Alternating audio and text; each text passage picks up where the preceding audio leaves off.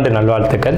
அதாவது நம்ம தமிழர்கள் தமிழ் புத்தாண்டை தான் நம்ம வந்து விசேஷமாக கொண்டாடணும் அப்படின்ற ஒரு அமைப்பில் வந்துட்டு இந்த தமிழ் புத்தாண்டு அப்படிங்கிறது வரக்கூடிய ஏப்ரல் 14 தொடங்க இருக்குது. நம்மளுடைய தமிழர்களுடைய ஒரு பண்பாட்டில், நம்மளுடைய கணித முறைகளில், நம்மளுடைய சாஸ்திர முறைகளில் முன்னோர்கள் வகுத்து கொடுத்தது எது அப்படின்னு கேட்டிங்கன்னா சித்திரை 1 தான் நமக்கு தமிழ் புத்தாண்டு. பிறக்க போகிற தமிழ் புத்தாண்டு இந்த சித்திரை 1 அப்படிங்கிறது விஸ்வாசு வருடம். அதாவது 60 வருடங்கள் தமிழருக்கு பிரபவ விவ சுக்ல பிரமோத்துத பிரமோத்பத்தி ஆங்கிரச ஸ்ரீமுக பவ யுவ தாது ஈஸ்வர வெகுதானியா அப்படின்ட்டு 60 வருடங்கள் தமிழ் வருடங்கள் கொடுக்கப்பட்டிருக்கு. அதில் 39வது வருடமானது விஸ்வாசு வருடம். இந்த வருடத்தை நோக்கி தான் நம்ம அடியெடுத்து வைக்கிறோம். நம்ம தமிழர்களுடைய கலாச்சாரப்படி பல்வேறு மதங்களும் பல்வேறு இனங்களும் பல்வேறு கலாச்சாரங்களும் இருந்தாலும் இந்த உலகத்தினுடைய ஆதி கர்த்தா, ஜோதிட சாஸ்திரத்தினுடைய ஆதி கர்த்தா அப்படிங்கிறவங்க தமிழர்கள் தான். அப்படிங்கிறதுல எல்லளவு கூட மாற்றம் இல்லை அப்படிங்கிறத நீங்கள் நல்லா புரிஞ்சுக்கணும். இந்த உலகத்துக்கு சாஸ்திரத்தையும் நாள்காட்டியும் வான சாஸ்திரத்தையும் தொகுத்து கொடுத்தவங்க யாருன்னு கேட்டால் நம்ம தமிழர்கள். நம்ம தமிழ் புத்தாண்டை நம்ம மற்றவங்களுக்கு கொடுத்துட்டு மற்றவங்களுடைய கேலண்டர் எடுத்து நம்ம பயன்படுத்திக்கிட்டு இருக்கோம். இது மிகப்பெரிய ஒரு தவறு. இந்த இடத்துல நம்மளுடைய தமிழ் புத்தாண்டை நம்ம பின்பற்றணும்னு சொல்லி ஒரு வேண்டுகோளை நம்ம வச்சுட்டு இந்த தமிழ் புத்தாண்டு எப்படி இருக்குது அப்படிங்கிற அமைப்பையும், தமிழ் புத்தாண்டு என்ன, தமிழ் புத்தாண்டுடைய சிறப்புகளையும் நம்ம வந்து பேசுவோம். நாள் என் செய்யும் வினைதான் என் செய்யும் என்னை நாடி வந்த கோள் என் செய்யும் கொடுங்கூற்று என் செய்யும் கூரேசர் இருந்தாலும் சிலம்பும் சதங்கையும் தண்டையும் சண்முன் தோளும் கடம்பும் என் கண்முன் வந்து தோன்றினேன். அதாவது நம்மளுடைய தமிழ் கடவுள் அப்படிங்கிறவர் முருகன் தாங்க. அகத்தியருக்கு தமிழை கற்றுக் கொடுத்தவர் யாருன்னு கேட்டிங்கன்னா முருகன் தாங்க. முருகன் தான் தமிழ் கடவுள். அதாவது அவருடைய பிறப்பு வேணால் நம்ம வந்து சிவன் பார்வதி அப்படி இப்படின்னு நம்ம சொல்லலாம். ஆனால் தமிழுக்கென்ற ஒரு கடவுள், தமிழினுடைய ஆதி கர்த்தா அப்படிங்கிறவங்க யாருன்னு கேட்டிங்கன்னா முருகன் தான். ஸோ அதனால் நம்ம முருகனை வணங்கி நம்ம இந்த பதிவை தொடர்வோம். சித்திரை 1 அப்படிங்கிறது ஏப்ரல் 14 ஆங்கில கணக்குப்படி. ஆங்கில கணக்கை தயவு செஞ்சு யாரும் எடுத்துக்க வேணாம். ஆங்கில நாள்காட்டி தவறானது தான்.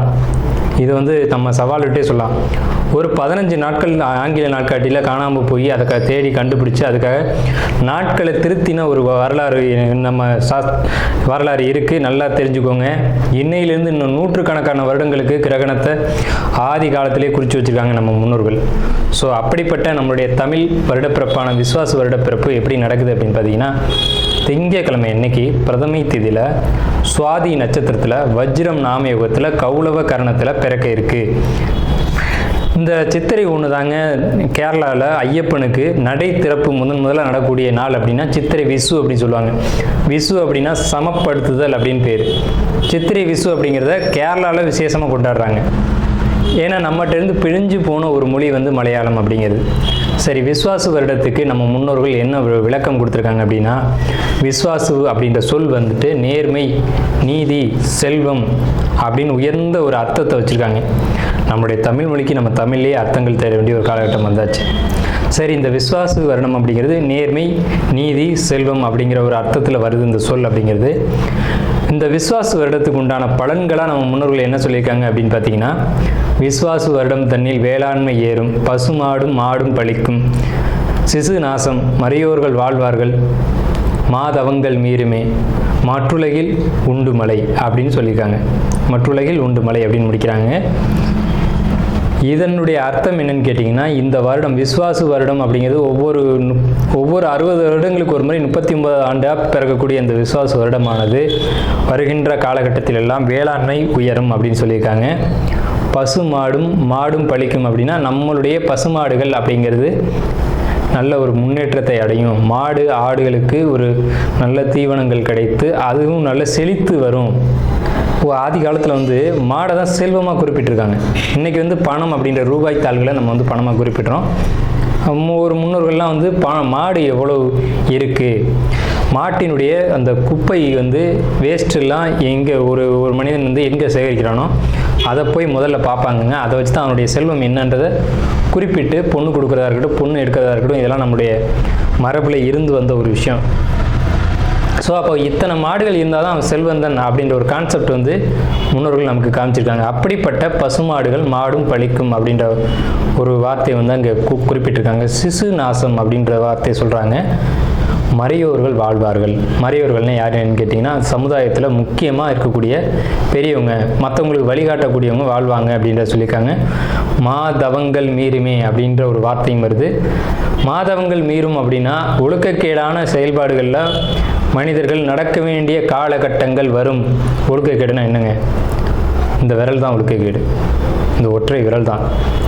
இந்த விரலை வச்சு தான் நம்ம பட்டன் அமுக்கிறோம், காசு வாங்கிட்டு அமுக்கிறோம். இதுதான் மாதவங்கள் மீறுமே அப்படின்றது. ஸோ அந்த மாதிரிலாம் இல்லாமல் மனசாட்சிக்கு துரோகம் செய்யாமல் யார் நீதி பரிபாலனம் செய்வாங்க அப்படின்றத தெரிஞ்சு சரியான வாக்களித்து நல்ல தலைவனை தேர்ந்தெடுக்க வேண்டிய காலகட்டங்கள் அப்படிங்கிறத இங்கே மறைமுகமாக இந்த விசுவாச வருடத்தினுடைய வெண்பா பாடல் அப்படிங்கிறது நமக்கு சுட்டி காட்டுது. இந்த சித்திரை வருட பிறப்பானது மகர லக்னம்னு சொல்லக்கூடிய சர லக்னங்களில் விழுகுது. எப்படின்னு கேட்பீங்க. தமிழனுடைய கணக்குப்படி சூரியன் எப்போது கிழக்கு வானில் உதிக்கிறதோ அதுதான் லக்னம். ஸோ சித்திரை மாதம் 1ஆம் தேதியானது உதிக்கக்கூடிய நேரம் அப்படிங்கிறது கிழக்கு வானத்தில் சூரியன் உதிக்கக்கூடிய அந்த டைம் அப்படிங்கிறது 2:22 அதிகாலை மணி 2:22க்கே சூரியன் கிழக்கு வானத்தில் உதிச்சிடறாரு. அப்போ அது லக்னமாக போட்டுக்கணும், இந்த வருடத்தினுடைய பிறப்பு லக்னமாக போட்டுக்கணும். ஸோ அப்படி நம்ம போடும்போது மகர லக்னம் சர லக்னத்தில் விழுகுது. முன்னோர்கள் சித்திரை 1ஆம் தேதி அப்படிங்கிறத கண்டறிஞ்சு அந்த 1ஆம் தேதி தொடங்கக்கூடிய லக்னத்தை கண்டறிஞ்சு அதுக்கான பலன்களை பஞ்சாங்கங்களில் எழுத ஆரம்பிச்சிருக்காங்க. ஸோ அதன் அடிப்படையில் சர லக்னமான மகர லக்னத்தில் இந்த புத்தாண்டு அப்படிங்கிறது பிறகுது. இது ஒரு விசேஷமான ஒரு விஷயந்தான். ஏன் அப்படின்னு கேட்டிங்கன்னா, அந்த மகர லக்னத்துக்கு அதிபதியான சனி பகவான் ஒரு பலமான ஒரு நிலையில் வருடப்பிறப்பின் போது இருப்பாங்க அப்படிங்கிற ஒரு விசேஷமான ஒரு அமைப்பில் இந்த வருடப்பிறப்பு அப்படிங்கிறது விஸ்வாச வருடம் பிறக்கின்றது. ஸோ இந்த விஸ்வாச வருடம் பிறக்கும் போதே நமக்கு ஒரு நல்ல செய்தி கிடைச்சாச்சு, இந்த வருடம் நன்றாக இருக்க போகுது அப்படிங்கிற ஒரு விஷயம். சரி, இதை சித்திரை மாதம் தான் நீங்கள் தமிழருடைய கலாச்சாரம் அப்படின்னு சொல்கிறீங்களே, இதுக்கு ஏதாவது ஆதாரம் இருக்கா அப்படின்னு கேட்டிங்கன்னா கண்டிப்பாக இருக்கிறது. புறநானூறு அப்படின்ற ஒரு தமிழ் இலக்கியம் இருக்குது. அதில் போய் தேடி பார்த்தீங்க அப்படின்னா தலைநாள் பூத்த பொன் இணர் வேங்கை அப்படின்ற சொல்லும், கனிவேங்கை நன்னாளே நாடி மலர்தலால் அப்படின்ற வார்த்தை வரும். அதாவது சித்திரை மாதத்தில் பூக்கள் அதிகமாக பூத்து குலுங்கும். அதனால தலைநாள் அப்படின்ற சொல்ல யூஸ் பண்ணுறாங்க. தலைநாள்னா முதல் மாதம் அப்படின்னு தலை மாதம் கடை மாதம் அப்படின்னு பிரிக்கிறாங்க. கனிவேங்கை நாடி மலர்தலால், கனிவேங்கை நல்லான் நாடி மலர்தலால், அந்த பூக்கள் பூக்கிறதுனால அந்த கனிவேங்கை மாதம் அப்படிங்கிறதையும் தலைநாள் பூத்த பொன் இணர் வேங்கை அப்படின்ற சொல்லும் புறநானூறு அப்படின்ற இலக்கியத்தில் தமிழ் மாதம் முதல் மாதம் சித்திரை மாதம்ன்ற குறிப்பீடு அங்கே இருக்குது. சரிங்களா? வண்ண மலர்கள் பூத்து குலுங்கக்கூடிய ஒரு பொன்னான மலர்கள், பொன் போன்ற மலர்கள். இன்றைக்கும் கேரளாவில் ஒரு மஞ்சள் நிறத்தில் தங்க நிறத்தில் பூக்கக்கூடிய பூக்களை பறித்து அவங்க விசேஷத்துக்கு சித்திரை 1 அன்னைக்கு கொண்டாடுறாங்க. அவங்க தமிழ் பண்பாடை பின்பற்றுறாங்க அப்படின்றத இதை நீங்கள் தெரிஞ்சுக்கலாம். சரிங்களா? இப்போ இந்த சித்திரைக்கு அதிதேவதை யாருன்னு கேட்டிங்கன்னா மகாவிஷ்ணு. மகாவிஷ்ணு தான் காக்கக்கூடிய கடவுள் அப்படின்னு சொல்கிறாங்க. மகாவிஷ்ணு எங்கும் நிறைந்தவர் அப்படின்னு சொல்கிறாங்க. சரிங்க சார், சித்திரை மாதம் விசேஷங்களை கொண்டாடலாமா அப்படின்ற ஒரு கேள்வி வரும். 100% கொண்டாடலாம். ஏன்னு கேளுங்க. இதுக்கு உதாரணம் ராமர் தான். ராமர் பட்டாபிஷேகம் ஏற்ற மாதம் எதுன்னு கேட்டிங்கன்னா சித்திரை மாதங்க. அப்போது விலக்கப்பட்ட மாதங்கள் அல்ல, இது விசேஷத்துக்கு ஏற்றுக்கொள்ளப்பட்ட மாதம் எதுன்னு கேட்டிங்கன்னா சித்திரை மாதம்தான். பகவத்கீதையிலே ஒரு வார்த்தை வருது, ருதுக்களில் நான் வசந்த ருதுவாக இருக்கிறேன் அப்படின்னு கிருஷ்ணன் சொல்கிறார். நம்மளுடைய வாக்கியம்ல, இது பகவானுடைய சொல். அப்போ வசந்த ருது அப்படின்றது எதுன்னு கேட்டிங்கன்னா சித்திரை 1 தான் வசந்த ருதுனுடைய தொடக்கம். வசந்த காலம் அப்படிங்கிறது வெயில் காலம் அப்படின்னு தான் பேர், கோடை காலம் அப்படின்னு பேர். வசந்த காலமானது சித்திரை வைகாசி, இந்த 2 மாதத்தையும் வசந்த காலம் அப்படின்னு குறிப்பிடுறாங்க சமஸ்கிருதத்தில். அப்போ இந்த வசந்த காலம் எனக்கு பிடித்த ருது அப்படின்னு சொல்கிறாரு கிருஷ்ணர். ஸோ ராமர் பட்டாபிஷேகம் ஏற்றுக்கிட்ட ருது எது அப்படின்னு கேட்டிங்கன்னா சித்திரை மாதம். அப்போ சித்திரை மாதம் புது வீடு வாங்கலாம், புது வீடுக்கு கிரகப்பிரவேசம் பண்ணலாம், புது மனை எழுப்பலாம், மனை சம்பந்தப்பட்ட விஷயங்கள், மங்கள காரியங்கள் இது எல்லாம் செய்வதற்கு உகந்த மாதம் சித்திரை மாதம். சரி, அப்போ அந்த சித்திரை மாதம் பார்த்திங்கன்னா சித்ரா பௌர்ணமி அப்படின்னு ஒன்று வரும். சித்திரை பௌர்ணமி அப்படின்ற ஒரு விசேஷம் வரும். சூரியன் மேசத்திலும் சந்திரன் துலாத்திலும் இருந்து சித்திரை நட்சத்திரம் வருகின்ற நாளில் பௌர்ணமி திதியானது உதிக்கும். ஒவ்வொரு தமிழ் மாதத்துக்கும் குறிப்பிட்ட நட்சத்திரத்தில் தான் பௌர்ணமி திதி வரும். அந்த திதி எந்த காலகட்டத்திலையும் மாறாது. அதனால தமிழர்கள் ரொம்ப நுட்பமானவர்கள் நம்ம சொல்கிறோம். வைகாசி மாதம் அப்படின்னு எடுத்துக்கிட்டோம்னா அந்த மாதத்துக்கு பேர் வைகாசின்னு ஏன் வந்தது அப்படிங்கிறது தெரியணும். விசாக நட்சத்திரத்தில் பௌர்ணமி உதிக்கும். மேச ராசியானது மே மாதம் நம்ம மேச ராசின்னு சொல்கிறோம், மேடத்தை மே அப்படின்னு சொல்கிறோம். நம்மக்கிட்டேருந்து எடுத்துக்கொண்ட ஒரு வார்த்தை ஆங்கிலத்தில். மேடம்ன்ற சொல்ல மேஷம், மேடம்ன்ற சொல்ல மே அப்படின்னு திரிச்சிருக்காங்க. இவ்வளோதான் விஷயம், சரிங்களா? மேடம் நம்ம குறிப்பிட்றோம் ராசியில், அதை மே மாதம் அவங்க குறிப்பிட்றாங்க. அப்போ இந்த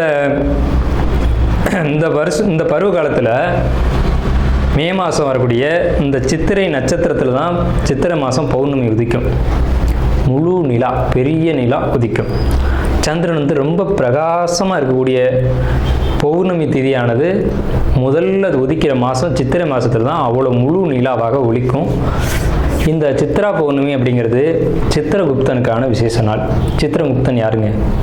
யமனுடைய பிஏ, யமனுடைய கணக்காளி, யமனுடைய பணியாளர். இவரை வந்து இந்த மாதத்தில் விசேஷமாக கொண்டாடுறாங்க. நம்மளுடைய முன்னோர்கள் இறந்தவங்க இருக்காங்க அப்படின்னா அவங்க நல்ல ஆத்மாவா கெட்ட ஆத்மாவான்னு கணக்கு எழுதக்கூடியவர் சித்திரகுப்தன் தான். அந்த கணக்கு அவர் எழுதுறதுனால தான் சித்ரா பௌர்ணமி அன்னைக்கு நம்ம முன்னோர்களை கொண்டாடி விசேஷமாக வழிபாடு செய்கிறோம். தை 1 தமிழ் புத்தாண்டுன்னு கொண்டு வந்தாங்க. அதை முழுமையாக ஒரு வருடம் கூட அவங்களால கடைபிடிக்க முடியல. இன்னொரு வரைக்கும் அதுக்கான சரியான கணக்கீடுகளை அவங்களால கொடுக்க முடியலை. வார்த்தைக்கு தை 1 தான், இது வந்து நாங்கள் ஆதாரத்தை கண்டுபிடிச்சிட்டோம், எங்கள்கிட்ட இது இருக்குது அது இருக்குது அப்படின்லாம் சொன்னாங்க. ஆனால் ஒரு தெளிவான ஒரு விஷயத்தை அவங்களால கொடுக்க முடியல. அதுக்கான ஒரு காலண்டரையோ நாட்காட்டியோ அவங்களால கொடுக்க முடியல. சித்திரை 1 தான் தமிழர்களுக்கான புத்தாண்டு. அந்த புத்தாண்டை விசேஷமாக கொண்டாடணும். எப்படிலாம் கொண்டாடலாம் சார்? எப்படி கொண்டாடலாம்? சித்திரை மாதத்துக்கு முத நாளே அதுக்கு நம்ம தயாராகணும். நம்மளுடைய பாரம்பரிய உடைகளை அன்றைக்கி அணியணும். என்னது நம்ம பாரம்பரிய உடை அப்படின்னு கேட்டிங்கன்னா, தும்பப்பூ மல்லு வேட்டின்னு கேள்விப்பட்டிருப்பீங்க. மல்லு வேட்டி வந்து தும்ப நிறத்தில் தாங்க இருக்கும். தமிழருடைய உடை அப்படின்னு எடுத்துக்கிட்டிங்கன்னா, நம்ம வந்து வெயிலில் இருக்கக்கூடியவங்க, விவசாயம் பண்ணக்கூடியவங்க, உழைக்கக்கூடியவங்க, நமக்கு வந்து மல்லு வேட்டி தான் ஒத்து வரும். இந்த இப்போ கலாச்சாரம் மாறிடுச்சு, என்னென்னவோ உடைகள் அணிகிறாங்க. அதெல்லாம் நமக்கான உடை கிடையாது. தும்பப்பூ மல்லு வேட்டி தான் நமக்கான உடை. அப்போ இந்த மல்லு துணியை தான் நம்ம வஸ்திரத்தை அணியணும். மேல் சட்டை போடக்கூடிய வழக்கம் நம்மளுடைய கலாச்சாரத்தில் கிடையாது. அப்படி போடுறது ரொம்ப தவறான விஷயம். நம்ம தவறான விஷயத்தை நோக்கி போய்கிட்டுருவோம். ஒரு ஊசியில் குத்தி ஒரு துணியை நெஞ்சு நீங்கள் போட்டிங்கன்னா நீங்கள் தமிழர்களே கிடையாது. உறுதியாக சொல்லுவேன். வெறும் துணியை நூலில் கோக்காமல் அணிகிறவன் தான் உண்மையான தமிழன். இதை மறுத்து பேசவே முடியாது. இதுதான் உண்மையான வரலாறு. அதாவது ஒரு துணியை எடுத்து அப்படியே உடலில் சுற்றிக்கணும், அவன் தான் தமிழன். மேல் அங்கம் வந்து வஸ்திரம்ன்ற துண்டும், அது எவ்வளோ பெருசாக வேணாலும் இருக்கலாம், அது சின்னதாக வேணாலும் இருக்கலாம். அது அவங்களுடைய வசதியை பொறுத்தது. ஆனால் சுத்தமான மல்லுவாக இருக்கணும். மல்லுன்றது பருத்தி நூலால் செய்யப்பட்டது. நம்ம வந்து பருத்தியை உற்பத்தி செய்யக்கூடியவங்க. நம்ம நிலத்தில் தான் பருத்தி உற்பத்தி ஆகும். அதுக்கான சரியான மண் வந்து தமிழர்களுடைய மண் தான். உலகத்துக்கே ஆடையும் சாஸ்திரத்தையும் கற்றுக் கொடுத்தவங்க யாருன்னா தமிழன் தான். ஸோ இந்த மாதிரி பாரம்பரிய உடைகளை அணிஞ்சு நம்ம விசேஷத்தை கொண்டாடணும். பச்சடி செய்வாங்க அன்னைக்கு, சித்திரை 1 அன்னைக்கு பச்சடி செய்வாங்க. இன்றைக்கெலாம் யாருமே செய்யறதில்ல. வேப்பம்பூ பச்சடி, மாங்காய் பச்சடி இதெல்லாம் செய்வாங்க. அது ரொம்ப இனிமையாக இருக்கும். வேப்பம்பூ எப்படி சார் இனிமையாக இருக்கும்? செய்வாங்க சார், அதை இனிப்பாக செய்ய முடியும். பச்சடி செய்வாங்க. அன்னைக்கு அந்த உணவை எடுத்துக்கணும். வேப்பம்பூ ரசம்லாம் வச்சு அன்றைக்கி சாப்பிடுவாங்க. அவ்வளோ ருசியாக இருக்கும். அந்த நாளில் அந்த உணவை தான் எடுத்துக்கணும்னு நமக்கு முன்னோர்கள் சொல்லியிருக்காங்க. அதை தவிர்த்து நீங்கள் போகிறது அப்படிங்கிறது ஒரு சிறப்பான விஷயம் கிடையாது. சரி, நம்ம வந்து இந்த 39ஆவது ஆண்டில் இருக்கோம். கலியுகாதி வருஷம் 5127ஆவது ஆண்டு இந்த விசுவாச வருடம் பிறக்குது. இந்த ஆண்டினுடைய ராஜா மந்திரி அப்படிங்கிறது சூரியன். இந்த ஆண்டினுடைய ராஜா மந்திரி அப்படிங்கிறது சந்திரன். அர்க்காதிபதி சூரியன், மேகாதிபதி சூரியன், சஸ்யாதிபதி குரு, சேனாதிபதி சூரியன், ரசாதிபதி சனி. இந்த ஆண்டினுடைய ராஜா அப்படின்னு சொல்லக்கூடியவர் சந்திரன் பலமாக இருக்காங்க. இந்த ஆண்டு தொடக்கத்திலே பலமாக இருக்காங்க. சனி பலமாக இருக்காங்க. சூரியன் பலமாக இருக்காங்க. சூரியன் எப்போவுமே வருஷ ஆண்டு பிறப்பு அப்படின்னாலே சூரியன் பலமாக தான் இருப்பார். அது என்ன ஸ்பெஷல்னு கேட்டிங்கன்னா, அந்த வீடு வந்து எந்த ஒரு பலகீனமும் அடையாமல் இருக்குது. மேசராசி. சஸ்யாதிபதி குரு அதீத பலத்தில் இருக்கார். எப்படின்னு கேட்டிங்கன்னா, பரிவர்த்தனை யோகத்தில் குரு சுக்கிரன் பரிவர்த்தனையில் தங்களுடைய வீடுகளை மாற்றிக்கிட்டு, பகைக்கிறவங்கள் தான் குரு சுக்கிரன், ஆனால் தங்களுடைய வீடுகளை பரிமாற்றம் செஞ்சுக்கிட்டு நல்ல ஒரு பலமான நிலையில் இருக்காங்க. இந்த வருஷம் மழை வந்து ரொம்ப அற்புதமாக பெய்யும். சகல ஜீவராசிகளுக்கும் உணவுகள் தட்டுப்பாடு இல்லாமல் கிடைக்கும். ரொம்ப பெரிய ஒரு அற்புதமான விஷயம். அன்னதானங்கள், கோயில் விசேஷங்கள் சிறப்பாக நடக்கும். ஆனால் அந்த புனித யாத்திரைக்குள் போகக்கூடியவங்களுக்கு இந்த விஸ்வாச வருடம் அவ்வளோ சிறப்பாக இல்லை. அங்கே சில நெருக்கடிகள், தொந்தரவுகள் இருக்கலாம் அப்படின்ற ஒரு சின்ன மைனஸ் மட்டும்தான் இருக்குது. அதே நேரத்தில் உணவு உற்பத்திகள் அப்படிங்கிறது அதிகரிக்கும். மழை நல்லா பொழியும். அணு ஆயுத உற்பத்திகள் அதிகமாக இருக்கும். ஆயுதங்கள், இரும்பு, எஃகு போன்ற விஷயங்களுடைய உற்பத்தி அதிகரிக்கும். மருத்துவத்தில் இந்திய தேசம் முதலிடத்தை வகிக்கும். வட மாநிலங்களில் வெள்ள பாதிப்புகள் ஏற்படும். மின்சார தடைகள் அடிக்கடி ஏற்படும். பேட்டரி வாகனங்கள் அதிகரிக்கும். பெரும்பாலும் இந்த பெட்ரோலியம் சம்மந்தப்பட்ட வாகனங்கள் அப்படிங்கிறது குறையும். தங்கம், வெள்ளி உளைச்சல் அப்படிங்கிறது உச்சத்தை அடையும். விலை உச்சத்தை அடையும். தங்கம், வெள்ளியை பொறுத்த வரைக்கும், ஆபரணங்களை பொறுத்த வரைக்கும் விலை உச்சத்தை அடையும். ஆனால் விலையும் அதிகம் அடையும் போதெல்லாம் அந்த விற்பனையும் அதிகமாகும். நல்ல லாபங்கள் கிடைக்கும். அதிகமாக தங்க நகைகளை வாங்கி அணியக்கூடியதும் சேமிக்கக்கூடியதும் இந்த ஆண்டு மக்கள் செய்வாங்க. சுரங்கம், பெட்ரோலியம், கிணறு இதை பொறுத்த வரைக்கும் விபத்துக்கள் ஏற்படுத்தி கொண்டே இருக்கும். பெண்களுக்கு அவமரியாதைகளும் பாலியல் தொந்தரவும் நடைபெறும். இது ஒரு மைனஸ் தாங்க. பூச்சி, கருவண்டு இந்த மாதிரியான விஷயங்கள் அதிகரிக்கும். வெங்காயம், தக்காளி, பூண்டு, மாங்காய், புளி இதனுடைய உற்பத்தியும் அதிகமாக இருக்கும். விலையும் அதிகமாக இருக்கும். மனிதர்களுக்கு இந்த நடைப்பயணம் போகக்கூடியவங்களுக்கு மட்டும் கொஞ்சம் தொந்தரவுகள் இருக்குங்க. இது இந்த ஆண்டினுடைய பலனாக இருக்குது. இந்த ஆண்டு எப்படி கொண்டாடணும் அப்படின்றத பற்றி நம்ம பேசணும், சரிங்களா? அப்போ அந்த நாளில் புத்தாடைகள் அணிஞ்சு விசேஷமாக நம்ம அதுக்கு முத நாளே தயாராகிடணும். சித்திரை கனி காணுதல் அப்படின்னு சொல்லுவாங்க. சித்திரை கனி காணுதல் தமிழர்களுடைய ஒரு மரபான பண்பாடு. இந்த சித்திரை மாதத்துக்கு முத நாளே அதுக்கான ஏற்பாடுகள்லாம் செஞ்சு வச்சுட்டு நீங்கள் அடுத்த நாள் புத்தாண்டு பிறக்கும்போது அந்த சித்திரை கனி காணுதலோடு நீங்கள் தொடங்குனீங்க அப்படின்னா இந்த புத்தாண்டு ரொம்ப பெரிய விசேஷத்தை உங்களுக்கு கொடுக்கும். நீங்கள் 12 ராசிகளில் எந்த ராசியில் பிறந்திருந்தாலும் உங்களுக்கு ஏற்றம் தான் அப்படிங்கிறதுல மாற்றுக்கிறதுக்கு இடமில்லை. 12 ராசிகளுக்கும் யோகத்தை கொடுக்கக்கூடிய ஒரு ஆண்டு தான் இந்த சித்திரை புத்தாண்டு பிறப்பு, விஸ்வாச வருட பிறப்பு. விஸ்வாசு அப்படின்னாலே விஸ்வாசம் அப்படின்ற சொல்ல ஒரு தெரிந்த சொல்ல தான் நம்ம பார்க்குறோம். நேர்மையாகவும் மக்கள் செயல்படுவாங்க, நீதியோடு நடந்துக்குவாங்க. நீதி என்னன்றது தெரியும். தலைமையில் இருக்கக்கூடியவங்களுக்கு கொஞ்சம் தொந்தரவுகள் வரும். தலைமை அப்படின்னா உங்களுக்கு தெரியும், அரசாங்கத்தில் அரசியலில் இருக்கக்கூடியவங்களுக்கு தொந்தரவுகள் வருது அப்படிங்கிறதெல்லாம் மாற்றுக்கிறதுக்கு இடமில்லை. இதை பலர் சொல்லலாம், பலர் மறுக்கலாம். நடக்கும்போது சில விஷயங்கள் நீங்கள் தெரிஞ்சுக்கிங்க. புத்தாண்டினுடைய பிறப்பானது சிம்ம மாந்தியில் தொடங்குகிறது. அப்போ தலைமையில் இருக்கக்கூடியவங்க யாருன்னு நம்ம குறிப்பிட்டு சொல்ல முடியாது. எல்லாருமே தலைமை தான். அந்த பார்லிமெண்ட்டு, அதே மாதிரி நாடாளுமன்றம், இந்த மாதிரி இடங்களுக்கு போகக்கூடியவங்க எல்லாருமே தலைமை தான். இவங்களுக்கு மட்டும் கொஞ்சம் எச்சரிக்கையாக இருக்கணும் அப்படின்ற காலகட்டம். உடலையும் மனதையும் தைரியமாக பார்த்து கொள்ள வேண்டும் அப்படின்ற காலகட்டம் இந்த விஸ்வாச வருடம். அதே சமயத்தில் நீதி, நேர்மை யாரெல்லாம் கடைபிடிக்கிறீங்களோ உங்களுக்கு இந்த விஸ்வாச வருடம் உங்களை விசுவாசமாக காப்பாற்றும் அப்படிங்கிறதுலையும் மாற்றுக்கிறதுக்கு இடம் இல்லைங்க. ஸோ நம்மளுடைய இந்த வீடியோ பார்த்த அனைவருக்கும் நன்றிகள். கன்னி ராசியினுடைய இறுதி நட்சத்திர பாதமானது சித்திரை 1, 2. இந்த சித்திரை நட்சத்திரத்தை பொறுத்த வரைக்கும் தந்தை வழியில், தந்தை உடல் ரீதியாக, தந்தை வழி சொத்துக்கள் ரீதியாக கவனம் கவனம் கவனம் கண்டிப்பாக கவனம் எடுத்துக்கோங்க. தூக்கமின்மை பிரச்சனை உங்களுக்கு ஏற்படலாம். தேவையில்லாத அலைச்சல்கள் ஏற்படலாம். இதை பொறுத்த வரைக்கும் தீர்வு அப்படின்னு என்ன கேட்டிங்க அப்படின்னா நான் சொல்லுவேன், சிவாலயங்களில் போய் வழிபாடு செஞ்சுட்டு வாங்க. இந்த பிரச்சனைகள் சரியாகும். கோர்ட்டு, கேஸு, வம்பு வழக்கு பொறுத்த வரைக்கும் உங்களுக்கு சாதகமான தீர்ப்புகள் கிடைக்கும். எதிரிகள் தொல்லை இனி இல்லை அப்படின்னு தான் நம்ம சொல்லுவோம். இந்த ஆண்டு உங்களுக்கு பெரிய மனிதருடைய தொடர்பு, பெரிய மனிதருடைய சப்போர்ட் அப்படிங்கிறது சித்திரை நட்சத்திரத்துக்கு உண்டு. உறவினர்களால் பெருமையும், உறவினர்களுக்கு ஒரு சந்தோஷமான ஒரு நிலையும் உங்களால் ஏற்படும். நீங்களும் அவர்களால் ஒரு சந்தோஷமான மகிழ்ச்சியான ஒரு நிலைக்கு போவீங்க. குடும்பத்தில் நல்ல காரியங்கள் அப்படிங்கிறது கண்டிப்பாக நடந்தே தீரும். இந்த கன்னி ராசி அப்படிங்கிறது காலபுருஷனில் 6வது ராசி. மேஷம், ரிஷபம், மிதுனம் அப்படின்னு எண்ணி வரும்போது 6வது ராசியாக வருது. இந்த ராசிக்காரங்க நீங்கள் எப்படி இருப்பீங்க அப்படின்னு பார்த்தீங்கன்னா ரொம்ப ஒரு என்ன சொல்கிறது, நமக்கு மட்டும்தான் எல்லாம் தெரியும், நம்மளை தவிர யாருக்குன்னு எதுவுமே தெரியாது அப்படிங்கிறதும், எல்லாரையும் நகைச்சுவையாக பேசுறதும், கிண்டல் அடிக்கிறதும், குறைவாக மதிப்பிடுறதும் இந்த தன்மைகள் உங்கள்கிட்ட அதிகமாக இருக்கும். எப்போவுமே ஒரு பழமொழி சொல்லுவாங்க, ஊசிக்கு ஊசி எதுவும் நம்ம பாயக்கூடாது அப்படிம்பாங்க. ஆனால் நீங்கள் யாரையாக இருந்தாலும் ஒரு எடை போட்டு பார்ப்பீங்க. அந்த மாதிரியான தன்மைகள் அப்படிங்கிறது சில நேரங்களில் யாருக்கையும் மனசு கஷ்டத்தை ஏற்படுத்தக்கூடிய ஒரு நக்கல், நகைச்சுவை அப்படிங்கிறதெல்லாம் உங்கள்கிட்ட அதிகமாகவே காணப்படும். ஆனால் அறிவு சார்ந்தவங்க தான் கலைத்துறை, எழுத்துத்துறை, அதே மாதிரி கவிதை எழுது, நாடகத்துறை, இந்த துறைகளுக்கெல்லாம் கன்னிராசி அப்படிங்கிற அமைப்பு வந்து ரொம்ப விசேஷமான அமைப்பு. நீதித்துறை, ஒயிட் காலர் ஜாப்னு சொல்லக்கூடிய ஜாப்ஸ் எல்லாமே வந்து அறிவை மட்டும் பயன்படுத்தி செய்யக்கூடிய உடல் உழைப்பு அல்லாத தெரிவிக்கும். உடல் உழைப்புக்குமே வந்து கன்னிராசி ஒரு விசேஷமான ராசி தான். அறிவும் வேலை செய்யுது, உடலும் வேலை செய்யுது. கடுமையாக உழைக்கிறீங்க, அதே நேரத்தில் அறிவை ரொம்ப பயன்படுத்தி உழைக்கிறீங்க அப்படின்னா அவங்க யாருன்னு கேட்டிங்கன்னா கன்னிராசி, கன்னி லக்னக்காரங்க தான்.